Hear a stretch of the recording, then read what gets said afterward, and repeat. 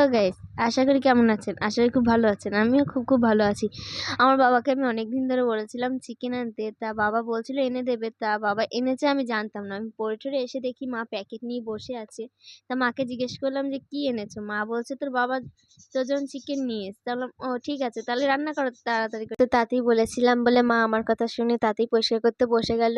তাড়াতাড়ি করে যেভাবে হয় সেইভাবে তাড়াতাড়ি করে করছিল।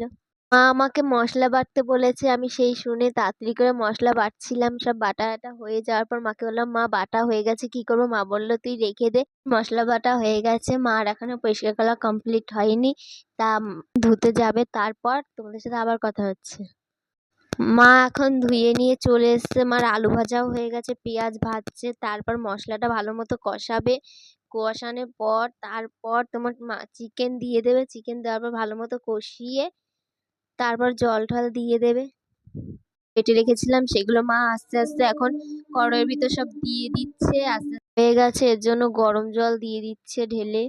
ভালো করে ফুটাবে, তারপর কিছুক্ষণ পরে নামিয়ে নেবে। রান্না করা হয়ে গেছে, কি সুন্দর ফুটছে। মা এখনই তেল পুড়বে, পোড়ার পর কিছুক্ষণ জাল দিয়ে তারপরে নামিয়ে নেবে। আজকে ভিডিওটা এই